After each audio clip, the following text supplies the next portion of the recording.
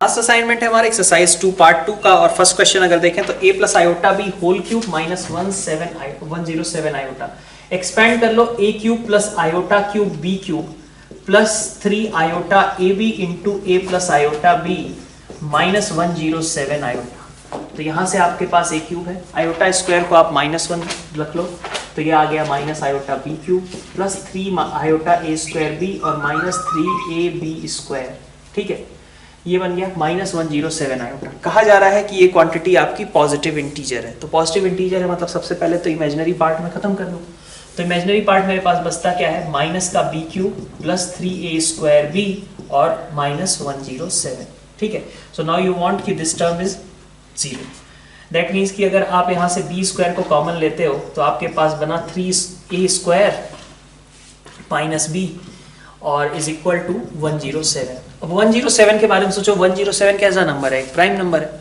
अब prime number है तो इसके फैक्टर्स क्या रहे होंगे, 1 और नंबर इटसेल्फ। तो इसका मतलब आपको अगर इसको 1 लेते हो तो this should be 107। That means b can be plus minus 1 and a should be equal two plus minus 6। ठीक है, अब इसकी हेल्प से अब आप a और b की वैल्यू निकल गई तो रियल पार्ट की वैल्यू निकाल लो जो पॉजिटिव हो। ठीक है, तो ये आपका आंसर हो जाएगा यहाँ से। क्वेश्चन नंबर 2 में आप देखिए, क्वेश्चन नंबर 2 में आपके पास है जेड बार प्लस आयोटा डब्ल्यू बार इज इक्वल टू 0 और आर्गुमेंट ऑफ जेड डब्ल्यू पाई के बराबर है। तो पहले तो मैं आर्गुमेंट को डिकोड कर लेता हूँ कि argument of Z plus argument of W is equal to pi. तो अगर एक थीटा है तो डब्ल्यू का कितना हो जाएगा, पाई माइनस थीटा। अब इस z bar is equal to हमें निकालना क्या था, principal argument of z find out करना है। ठीक है, तो मतलब हमें ये थीटा फाइंड आउट करना है। तो जेड बार प्लस आयोटा बार z बार प्लस आयोटा डब्ल्यू बार, ये ऐसा कुछ लिखा हुआ था। तो z की वैल्यू कितनी हो गई, इसका मतलब z को हम लिख सकते हैं आयोटा w लिख सकते हैं, इसका कॉन्जुगेट इसका भी कॉन्जुगेट। तो z की जगह पे अब देखो आप क्या लिख सकते हो, z और आयोटा w में साफ साफ पता चल रहा है, हमने पहले भी बात करी थी कि अगर किसी भी कॉम्प्लेक्स नंबर को हम आयोटा से मल्टीप्लाई करते हैं तो क्या होता है, 90 रोटेट हो जाता है। तो 90 डिग्री का रोटेशन हुआ होगा, मतलब कि w और z का जो आर्गुमेंट है उनके बीच का डिफरेंस कितना है, उनके बीच का डिफरेंस π/2 है। तो इसका मतलब थीटा और पाई माइनस थीटा के बीच का डिफरेंस कितना आएगा, π/2 आएगा और यहां से आपकी थीटा निकल आएगी। ठीक है, theta will be equal to अपने पास कितना आ जा रहा है यहाँ से 3π/4।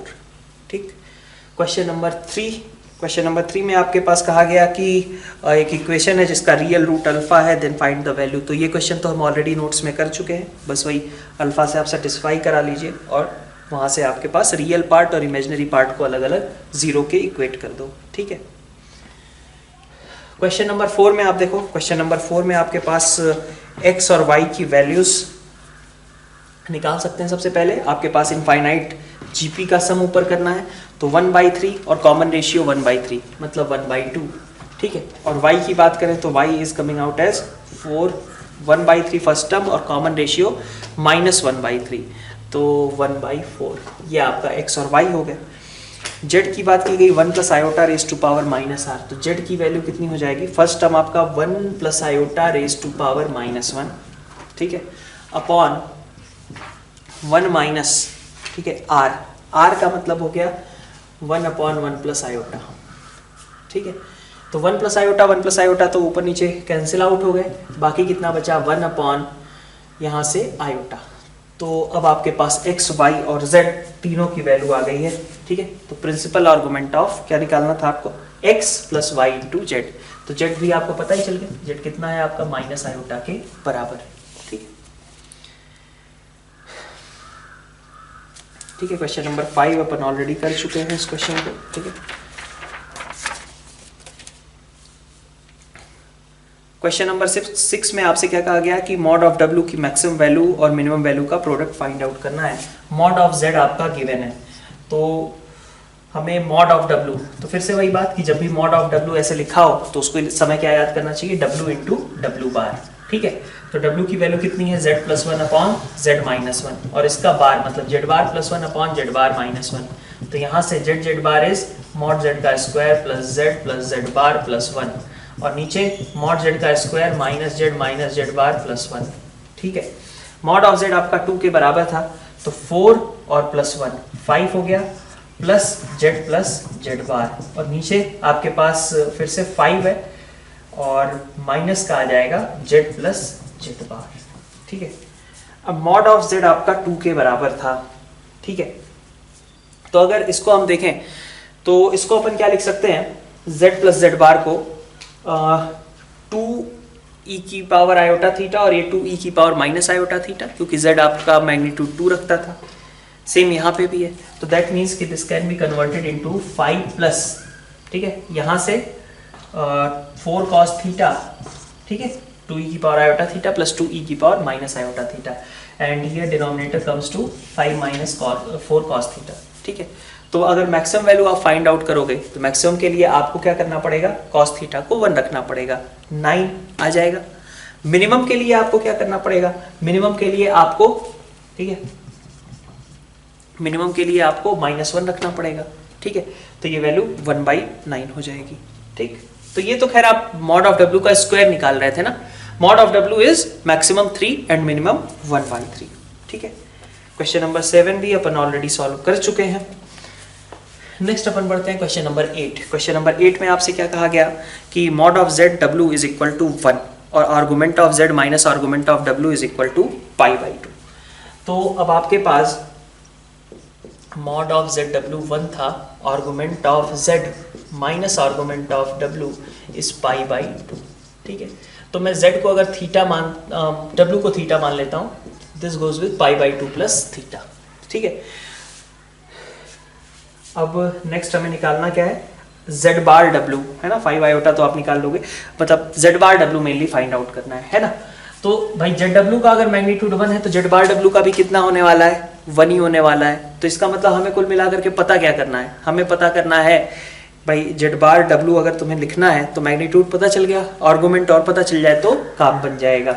ठीक है, तो देखो Z बार W का मतलब क्या हुआ, Z बार का मतलब पहले तो R1 e की पावर आयोटा, ठीक है, π/2 प्लस थीटा आपका होता अगर Z लिखते, लेकिन आपको Z बार लिखना है तो माइनस लगा दो, माइनस का π/2 प्लस थीटा, ये आपका Z बार हो गया। W का मतलब क्या है, W का मतलब है R2 e की पावर आयोटा थीटा, तो this comes to R1 into R2, ठीक है, e की power minus iota theta plus iota theta cancel out हो गए, बचा क्या माइनस आयोटा π/2, है ना। तो अब ये कितना आ गया आपका, माइनस आयोटा आ गया, है ना, और यहां से R1 इंटू R2 तो आपको पहले से पता है, R1 इंटू R2 आपका 1 के बराबर है, रख दीजिए। ठीक है, ये आपके पास Z बार W की वैल्यू आ गई। क्वेश्चन नंबर 9 में देखो आप, mod of Z is equal to maximum of mod of Z minus 1 and Z plus 1। ठीक है, इसकी बात करनी है। तो एक बार आप मैक्सिमम क्या हो सकता है, आप देखो मैक्सिमम आप इन्हीं दोनों टर्म्स में से ले रहे हो, तो अगर आपका मॉड ऑफ Z माइनस 1 बड़ा है तो ऐसा सिचुएशन आएगा। ठीक है, ठीक है, ये कब है, if mod of Z minus 1 is greater than mod of Z plus 1। यही है ना, कि अगर मॉड ऑफ Z माइनस 1 आपका Z प्लस 1 से बड़ा है तो मैक्सिमम इसके बराबर हो जाएगा। अब आप देखो अगर ये सिचुएशन रही तो ये कॉम्प्लेक्स प्लेन पे कब पॉसिबल होगी, आपके पास ये रहा -1,0 और ये रहा आपका 1,0। तो कॉम्प्लेक्स प्लेन पे ये सिचुएशन होने का मतलब है कि आप इधर के पॉइंट्स की बात कर रहे हो, ठीक है, x इक्वल टू 0 के राइट साइड वाले पोर्शन की बात कर रहे हो। अब क्या ऐसा कोई z है इधर जो कि ओरिजिन से जितनी डिस्टेंस पे हो उतनी ही डिस्टेंस पे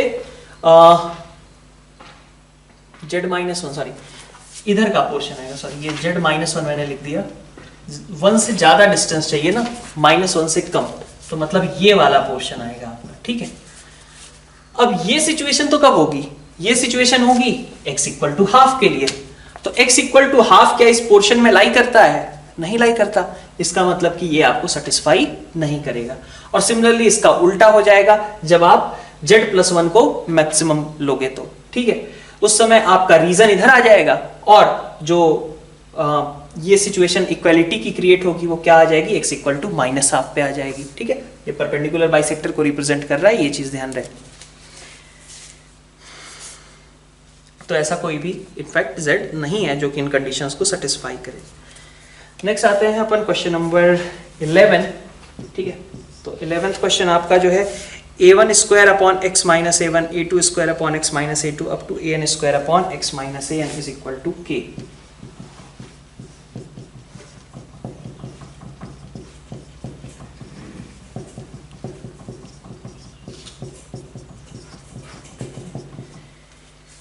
इसके लिए कहा गया कि इसके कितने इमेजिनरी और all real numbers and number of imaginary roots of this equation, ठीक है। तो अगर इसके इमेजिनरी रूट्स एग्जिस्ट करेंगे तो इसका मतलब क्या होगा कि उसका कॉन्जुगेट भी उसको सेटिस्फाई करेगा, क्योंकि भाई अगर इसको सिंपल पॉलिनोमियल में कन्वर्ट करो तो चूंकि ये सभी आपके रियल नंबर्स है ना, a1 square a2 square an square सभी आपके रियल an है ना, ये सभी आपके रियल हैं।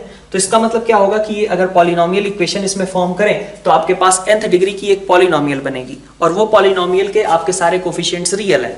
तो अगर सपोज कोई इमेजिनरी वाली चीज इसको सेटिस्फाई करती है तो इसका मतलब उसका कॉन्जुगेट भी सेटिस्फाई करना ही चाहिए। तो कॉन्जुगेट अगर आप सेटिस्फाई कराने जाओ तो देखो सिचुएशन क्या बनेगी। मान लिया हमने कि x उसका एक इमेजिनरी रूट था, ठीक है। मैं x से हो सकता है कंफ्यूजन हो जाए, अल्फा ले लेता हूँ, अल्फा मान लेता हूँ कि उसका इमेजिनरी रूट था। तो इसका मतलब कि इसका कॉन्जुगेट जो होगा वो क्या आएगा, alpha bar minus a1 alpha bar minus a2 है ना, अप टू इसी तरीके से an square upon alpha bar minus an। ये आपका ये भी k के बराबर होना चाहिए, ठीक है। अच्छा, अब इस सिचुएशन में अगर आप देखो, ठीक है, अगर ये दोनों k के ही बराबर हैं तो दोनों का अगर मैं डिफरेंस लेता हूं तो वैल्यू 0 भी आ जानी चाहिए। तो यहां से देखें आप, a1 स्क्वायर कॉमन लिया, अल्फा माइनस a1 और इनटू ये आ जाएगा आपके पास, और इसी तरीके से बाकी सब में आएंगे, इज इक्वल टू 0, ठीक। तो ये वैल्यू कितनी आएगी, देखो a1 स्क्वायर और नीचे तो क्या आ गया, अल्फा माइनस a1 और उसी का कॉन्जुगेट है। तो इन दोनों का एलसीएम लेंगे तो हमारे पास अल्फा माइनस a1 का होल स्क्वायर आ जाएगा, मैग्नीट्यूड का whole square, z into Z bar. फिर आपके पास यहाँ क्या है, alpha bar minus a1 minus alpha plus a1, ठीक है। तो a1 cancel, alpha bar minus alpha, ठीक है। सोचो ये x प्लस आयोटा y है ना, और ये x माइनस आयोटा y है। तो आपके पास टर्म कैसी बची, इमेजिनरी बची, x प्लस आयोटा y है और एक x माइनस आयोटा y है। तो दोनों का डिफरेंस आपके पास कैसा बचेगा, इमेजिनरी। तो अब ये देखो कि आपके पास ऐसा हो गया कि imaginary term into something real. तो आपके पास ओवरऑल टर्म कैसी आनी चाहिए थी, इमेजिनरी आनी चाहिए थी। भाई ये दोनों आपस में बराबर तो है नहीं कि ये टर्म 0 हो जाए, और इमेजिनरी आनी चाहिए थी, तो ये सम 0 कैसे हो सकता है, ठीक है। बात समझ में आ रही है। इसमें हमने कहा कि अगर हम डिफरेंस लेते हैं तो हमारे पास ये टर्म कैसी आ रही है, इमेजिनरी आ रही है प्योरली, और इनटू आपका समथिंग रियल है, तो पूरी क्वांटिटी कैसी हुई, इमेजिनरी हुई। और इमेजिनरी चीज 0 के बराबर कहाँ ही आ सकती है, नहीं आ सकती। इसका मतलब क्या हुआ कि आपके पास भाई ये एक ही सिचुएशन पॉसिबल थी कि ये खुद ही 0 हो जाए। अब ये 0 तो होगा नहीं, क्योंकि फिर अल्फा और अल्फा बार डिफरेंट ही नहीं रह गए, ठीक है। तो ये 0 होने की सिर्फ एक मतलब क्या सिचुएशन हो सकती है कि इसके कोई भी इमेजिनरी रूट्स एग्जिस्ट ना करें, मतलब इस अल्फा का कोई अल्फा बार नहीं एग्जिस्ट करना चाहिए। और एक तरीके से कॉन्ट्राडिक्शन से कह लो ये चीज प्रूव हो गई कि इसके कोई भी इमेजिनरी रूट्स एग्जिस्ट नहीं करेंगे, ठीक है।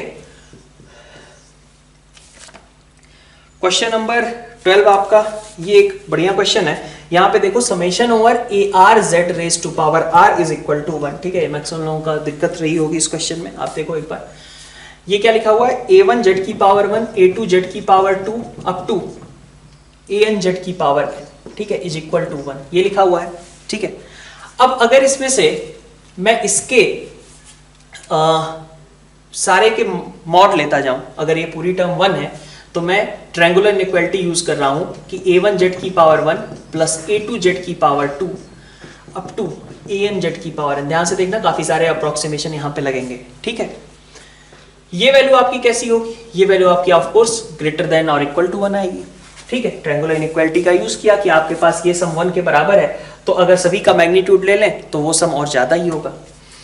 अब अगर इसको भी अब फर्दर एक्सटेंड करें, मान लीजिए कि a1 a2 इनके बारे में कोई रिलेशन हमें नहीं दिया गया है, लेकिन मॉड z आपका 1/3 से छोटा है, ठीक है। तो इन केस कि ये सभी आपके बराबर हो जाते हैं, ठीक है, ये सभी आपके बराबर हो जाते हैं, सपोज a1 के बराबर हो गए, ठीक है। जेड की पावर 1 a2 जेड की पावर 2 है ना, अप टू an जेड की पावर n, ऐसा लिख लिया मैंने, ठीक है। दिस इज ग्रेटर देन और इक्वल टू, ठीक। अगर यही चीज आपकी इंफिनिटी तक एक्सटेंड कर दी जाए, भाई ये खुद ही 1 से बड़ा है, तो इंफिनिटी तक अगर हम इसी चीज को एक्सटेंड कर दें तो भी ये इंफिनिटी से बड़ा ही रहेगा ना, सॉरी 1 से बड़ा ही रहेगा। तो आपके पास आएगा a1 जेड की पावर 1, a2 जेड की पावर 2 और अप टू आपके पास लास्ट में an zn को भी एक्सटेंड करते हुए आपने कहा कि इंफिनिटी तक, this will again be greater than और इक्वल टू 1, ठीक है। अब अगर ये a1 a2 an ये सभी भी आपके, मान लीजिए मैग्नीट्यूड इनका लगा लेता हूं मैं, ठीक है, मैग्नीट्यूड वाइज इनकेस बराबर हो गए, ठीक है, तो आपके पास सिचुएशन क्या आएगी भाई, a1 a2 के बारे में हमें क्या पता है कि a1 ये सभी क्या है 2 से छोटे हैं। तो अगर मैं ले लेता हूं कि भाई चलो ये 2 भी हैं, मतलब ये खुद ही 1 से बड़ा था, और मैं a1 को a2 को सभी को 2 ले लेता हूं, तो फिर ये क्वांटिटी और बड़ी ही निकलेगी। तो मैं कह सकता हूं कि 2z की पावर 1 2z की पावर 2 अप टू 2z की power n will up to infinity, ठीक है, विल बी ग्रेटर देन 1। अब इक्वलिटी का तो चांस रह ही नहीं गया, क्योंकि आपने हर एक टर्म को बढ़ा दिया है, ये पक्की बात है, क्योंकि मॉड ऑफ a1 आपका 2 से छोटा ही था, ये क्वांटिटी आपकी 2 ले ली आपने, ठीक है। तो इसका मतलब क्या हुआ, पूरा सम आपका 1 से बड़ा हो गया, और इसलिए अगर आप सम देखोगे कितना आएगा, mod of z first term common ratio, ठीक है, दिस इज ग्रेटर देन 1। यहां से आप सॉल्व कर लो, यू विल गेट कि मॉड ऑफ z आपका कैसा है, 1/3 से बड़ा निकल करके आ रहा है। यहाँ पे दे रखा है मॉड ऑफ z 1/3 से छोटा क्वेश्चन में, इसका मतलब कि ये पॉसिबल नहीं होगा, तो ऐसा कोई भी कॉम्प्लेक्स नंबर एग्जिस्ट नहीं करता। नेक्स्ट देखो आप क्वेश्चन नंबर 13 में वेरिएबल सर्कल s के बारे में कहा गया है, टचेस s1, एक सर्कल को इंटरनली और दूसरे सर्कल को एक्सटर्नली टच करता है, ठीक है। तो एक सर्कल को इंटरनली टच करवाना है, दूसरे सर्कल को एक्सटर्नली टच करवाना है, ठीक है। ऐसे सर्कल के सेंटर का लोकस क्या होता था, देखो किसकी बात की जा रही है, एक सर्कल है, ठीक है, और दूसरा सर्कल जो है उसको वो एक्सटर्नली टच करता है, ठीक है, और ये दोनों सर्कल्स आपस में इंटरनली टच करते हैं, ठीक है। S1 और S2 के बारे में कहा गया कि दे टच इंटरनली, और S1 S2 को एक्सटर्नली टच कर, एक को एक्सटर्नली और एक को इंटरनली टच करता है, ठीक है। तो इस तरीके के सर्कल का हमें लोकस फाइंड आउट करना है, ठीक है, ऐसा कुछ, ठीक है। ये हमारा रिक्वायर्ड मतलब ये सेंटर है जिसका हमें लोकस रिक्वायर्ड है, ठीक है, ठीक है। तो अब आप देखो, ये मान लो अगर आपका C है, ठीक है, मान लिया ये C है, तो आप कह सकते हो कि इसकी डिस्टेंस इस पॉइंट से, जिसको ये एक्सटर्नली टच करता था, किसको एक्सटर्नली टच करता था, S2 को, ठीक है, S2 वाले को ये एक्सटर्नली टच करता था, ठीक है। तो इसका मतलब सर्कल ये C और S2 के बीच की डिस्टेंस कितनी होगी, R प्लस R2 के बराबर, ठीक है। इसका R मान लिया, इसका R2 मान लिया, ठीक है। तो R प्लस R2 मतलब R प्लस R2 कितना है, दूसरे वाले का 4 है, ठीक है। वहीं पे CS1 की बात करें हम, ठीक है, तो CS1 मतलब इस बड़े वाले सर्कल का जो सेंटर होगा उससे उसके सेंटर से और इसकी C की डिस्टेंस कितनी होगी, तो CS1 इज इक्वल टू यहाँ पे क्या आएगा, R1 माइनस R2, तो मतलब मॉड ओवर R माइनस 7, ठीक है। तो CS1 और CS2 हो गए। अब यहां से आप देख के बता सकते हो ना कि CS1 और CS2 का जो डिफरेंस है ना, ठीक है। अच्छा इसमें भी देखो तुम्हारा 7 जो है वो ऑब्वियसली कैसा होगा, बड़ा होगा, 7 और R में कौन सा बड़ा होगा, 7 बड़ा होगा, तो इसका मतलब ये 7 माइनस R बेसिकली लिखा हुआ है। तो आप देख सकते हैं कि CS1 प्लस CS2 की वैल्यू कितनी है आपकी, 11 के बराबर है। R आपका वेरी करेगा, लेकिन CS इस तरीके से मूव कर रहा है कि आपकी S1 मतलब सर्कल S1 के सेंटर और सर्कल S2 के सेंटर से डिस्टेंसेस का सम हमेशा फिक्स रहता है। इसका मतलब कि ये एक इलिप्स है, ठीक है। इतना पार्ट शायद आपने किसी फॉर्म में कोनिक सेक्शन के अंदर भी किया होगा, किस अगर इस तरीके का कोई इंफॉर्मेशन दिया गया है तो वहां से हम जो C का लोकस है वो आइडेंटिफाई कर पाए, ठीक है। तो C का लोकस एक इलिप्स का होगा। उस इलिप्स की क्या खासियत है, उसके फोकाई क्या है, S1 और S2। तो S1 इसका मतलब है आपका S1 और S2 ये दोनों आपके फोकाई हैं, और हाँ तो C ये CS1 प्लस CS2 कितना हो जाएगा भाई, PS1 प्लस PS2 जैसा कितना हो जाएगा 2A इज इक्वल टू 11। ठीक है, अब दूसरी चीज हमारे पास बचती है कि ये 7 और 4 दिए हुए थे ना अपने पास। ठीक है, तो एक का रेडियस जो है आपका 7 है और दूसरे का रेडियस आपका 4 है।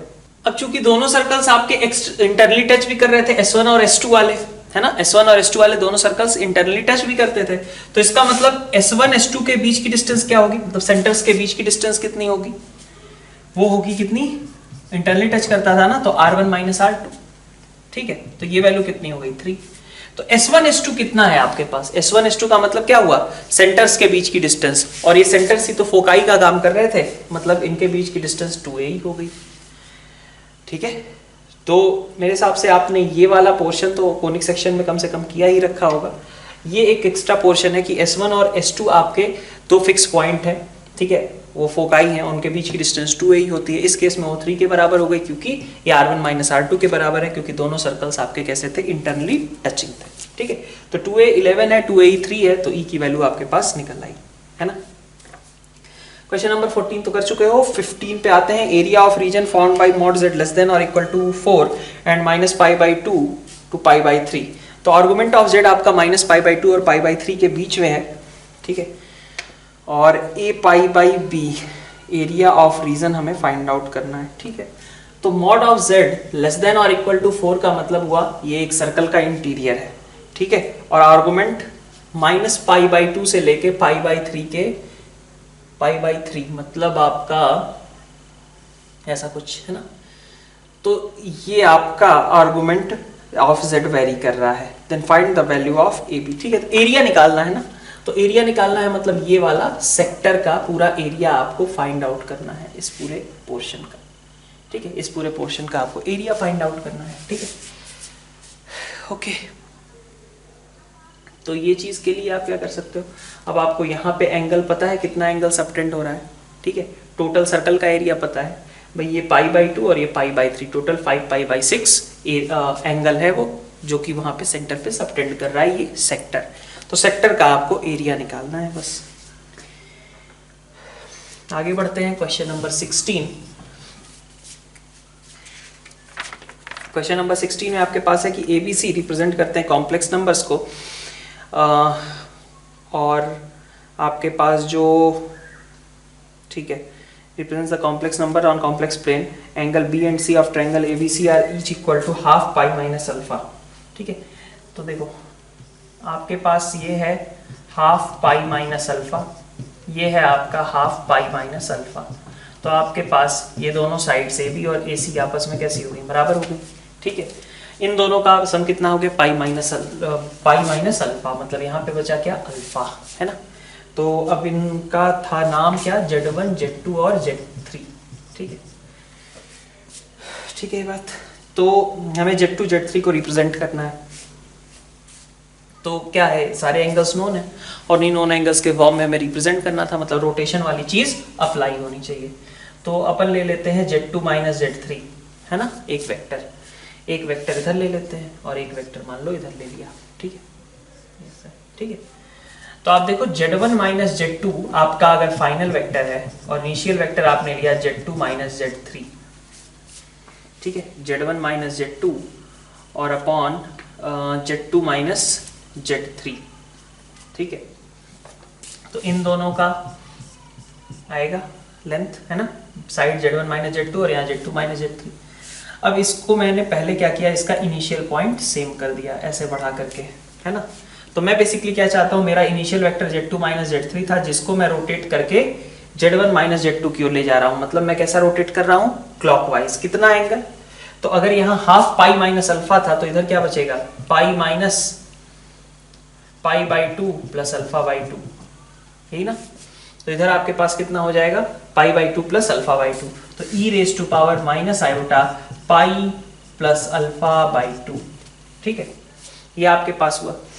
इसी तरीके से देखिए आप, अगर आप इधर से देखते हैं इसके लिए, दूसरा वाले रोटेशन के लिए, मतलब Z1 माइनस Z3 के लिए, क्योंकि ये भी टर्म आपका ले आना है। Z1 माइनस Z3 लिखा है या कुछ और तरीके से लिखा है, Z3 माइनस Z1 लिखा हुआ है। ठीक है, अपन कन्वर्ट कर लेंगे। z1 minus z3 upon z2 minus z3, ठीक है, z2 माइनस z3 आपका इनिशियल वेक्टर ये है, फाइनल वेक्टर आपका ये है, ठीक है।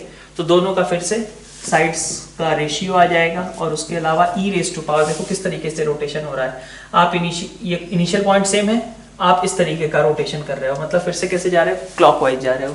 तो क्लॉकवाइज जा रहे हो तो आपको क्या लगाना पड़ेगा, माइनस का आयोटा, ठीक है, हाफ पाई माइनस अल्फा, ठीक है, ये हो जाएगा, ठीक है, इतनी बात। अब आपको निकालना क्या है, अब आपको निकालना है z2 माइनस z3 का whole square upon z3 minus z1, मतलब आपका क्वेश्चन एक तरीके से ही है ना, z2 माइनस z3 का whole square upon z3 minus z1 into z1 minus z2।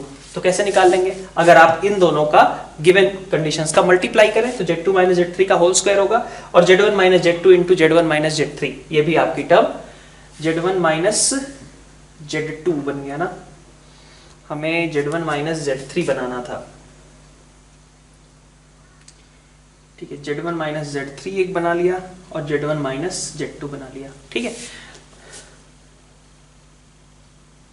ठीक है। तो ये वाली टर्म आपकी मल्टीप्लिकेशन से क्रिएट हो जाएगी। अब जहां तक बची है साइड्स का रेशियो, तो साइड्स का रेशियो निकालने के लिए आप साइन रूल यूज कर लो, सिंपल सी बात है, ठीक है भाई।